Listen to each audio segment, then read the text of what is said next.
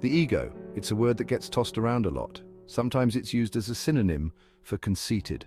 Other times it's used to describe someone who's simply confident. But what does it actually mean? In essence, the ego is the part of us that says I. It's the part that experiences the world, forms opinions, and makes decisions. It's the ringmaster of our internal circus, constantly trying to keep all the different aspects of our personality in check. A healthy ego is essential for a fulfilling life. It allows us to set boundaries, pursue our goals, and stand up for ourselves. However, when the ego becomes inflated, it can lead to a whole host of problems. This is where the terms egoist, egotist, and egocentric come in. These words describe individuals whose egos have become, shall we say, a tad overdeveloped. Let's start with the egotist. The egotist is the friend who always has to be the center of attention.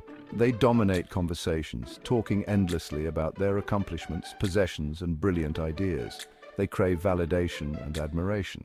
They thrive on compliments and get deeply offended if they feel ignored or unappreciated. Think of a friend who constantly interrupts you to tell their own, often vaguely related story. They might even try to one-up your achievements with their own, more impressive in their mind, feats. That's your classic egotist. They might be entertaining in small doses, but spend too long with them, and you'll likely leave feeling drained and a little bit resentful.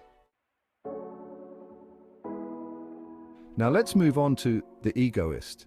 Unlike the egotist who craves attention, the egoist is primarily concerned with their own needs and desires. They have a strong sense of self-importance and believe that the world revolves around them.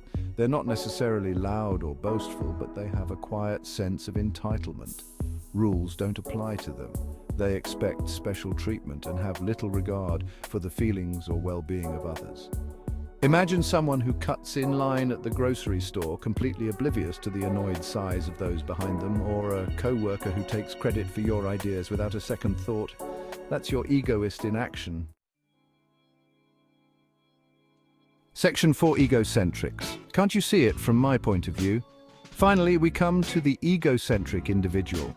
Egocentrics can be a bit trickier to spot, because they're not necessarily selfish or attention-seeking. Their defining characteristic is their inability to see things from any perspective other than their own. They lack empathy and assume that everyone else thinks and feels the same way they do. This can make them frustratingly difficult to communicate with, as they simply can't understand why someone wouldn't see things their way. Imagine trying to explain to an egocentric friend why you're upset with them.